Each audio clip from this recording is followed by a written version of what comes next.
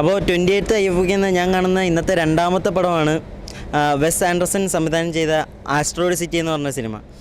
ശരിക്കും പറഞ്ഞാൽ എനിക്കൊരു പുതിയ അനുഭവം തന്നെയായിരുന്നു ഈ സിനിമ. കാരണം എന്താണെന്ന് വെച്ചാൽ ഞാൻ ഈ വെസ് ആൻഡർസനെ പറ്റി ഒരുപാട് കേട്ടിട്ടുണ്ട്, അല്ലാതെ ഞാൻ ഇതുവരെ പുള്ളിയുടെ പടം ഒരുപാട് കാണണമെന്നൊക്കെ വിചാരിച്ചാണ്. പക്ഷേ കാണാനുള്ളൊരു ഗ്യാപ്പൊന്നും എനിക്ക് കിട്ടിയില്ലായിരുന്നു. അപ്പം ഇവിടെ വന്നപ്പം വെസ് ആൻഡർസൻ്റെ പടം ഉണ്ടെന്ന് പറഞ്ഞപ്പോൾ തന്നെ ഞാൻ പോയി മണിക്കൂറോളം ക്യൂ നിന്നിട്ടാണ് ആ സിനിമ ഞാൻ കണ്ടത്.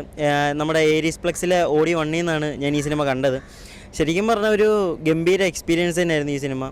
ഇതിനകത്ത് എനിക്ക് ഏറ്റവും കൂടുതൽ എന്നെ ഇമ്പ്രസ് ചെയ്തതും അതും എടുത്തു പറയാനുള്ളതും ഇതിൻ്റെ സിനിമാറ്റോഗ്രഫി സൈഡാണ്.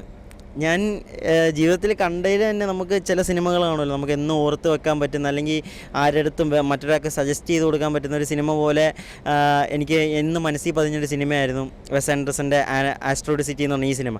കാരണം ഈച്ച് ആൻഡ് എവരി ഷോട്ട് സിമ്മട്രിയാണ് പുള്ളി ഈ സിനിമയിൽ ഉടനീളം കാണിക്കുന്നത്. അതും വിഷ്വലി ഭയങ്കര ബ്യൂട്ടി എന്നൊക്കെ പറഞ്ഞാൽ കുറഞ്ഞു പോകും. കാരണം അതിനേക്കാളും വലിയ വേറൊരു ടൈപ്പ് ഓഫ് വിഷ്വൽ ലാംഗ്വേജ്, അതുപോലെ തന്നെ ആ ഒരു വിഷ്വലിൻ്റെ ഭംഗിയൊക്കെ നമുക്ക് ഒരു ബിഗ് സ്ക്രീനിൽ നിന്ന് തന്നെ കാണുമ്പോഴേ അത് മനസ്സിലാവുള്ളൂ. കാരണം ഞാൻ ഓരോ ഫ്രെയിമും ഇങ്ങനെ രസിച്ചിരുന്ന് കാണുമായിരുന്നു. കാരണം സ്ക്രീനിൽ നിന്ന് കണ്ണെടുക്കാനൊന്നുമില്ല, അത്രയും അടിപൊളിയായിരുന്നു. ഈ സിനിമയുടെ കഥ പോകുന്നത് ഒരു സിനിമ പോലെയല്ല, ഒരു തിയേറ്ററിക്കൽ പ്ലേ എങ്ങനെയാണോ പോകുന്നത് അതുപോലെയാണ് ഈ സിനിമയുടെ കഥ ഇതിൻ്റെ സംവിധാനം നമുക്ക് നറേറ്റ് ചെയ്ത് തരുന്നത്. അതും ഭയങ്കര രസമാണ്. ഭയങ്കര കോമിക്കലായിട്ടുള്ള എലമെൻറ്റ്സ് ഒക്കെ ഉണ്ട്. അതൊക്കെ ഭയങ്കരമായിട്ട് തിയേറ്ററിൽ ഭയങ്കര വർക്കായത് ഞാൻ ശ്രദ്ധിച്ചു. കാരണം ഭയങ്കര രസമാണ് നമുക്കത് കണ്ടിരിക്കാൻ തന്നെ. കാരണം ഈച്ച് ആൻഡ് എവരി മൈന്യൂട്ടായിട്ടുള്ള ചില കുട്ടികളുടെ അടക്കം ഡയലോഗിൽ നിന്ന് നമുക്ക് കുട്ടികൾ അങ്ങോട്ടും ഇങ്ങോട്ടും വെറുതെ പറയുന്ന ഡയലോഗ്സിൽ നിന്ന് വരെ നമുക്ക് ചിരി വരുന്നുണ്ട്.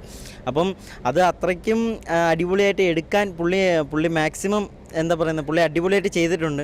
അപ്പോൾ എന്തായാലും ഞാൻ ഇന്ന് തൊട്ട് ഞാനൊരു വെസ് ആൻഡർസൺ ഫാൻ ബോയ് ആണ്. കാരണം എനിക്ക് പുള്ളിയുടെ ഈ ഒരു ഒറ്റപ്പടത്തിൽ തന്നെ എനിക്ക് പുള്ളിയുടെ ഒരു മേക്കിംഗ് സ്റ്റൈലും പുള്ളിയുടെ ആ ഒരു എസ്തെറ്റിക്സും എല്ലാം എനിക്ക് ഭയങ്കരമായിട്ട് ഇഷ്ടപ്പെട്ടു. അപ്പം ഇനി ഇവിടുന്ന് പോകുമ്പോൾ തന്നെ പുള്ളിയുടെ ഒരുപാട് സിനിമകൾ കാണണമെന്ന് ഞാൻ പ്രതീക്ഷിക്കുന്നു. അപ്പം എന്തായാലും വളരെ നല്ലൊരു എക്സ്പീരിയൻസ് ആയിരുന്നു. Thank you.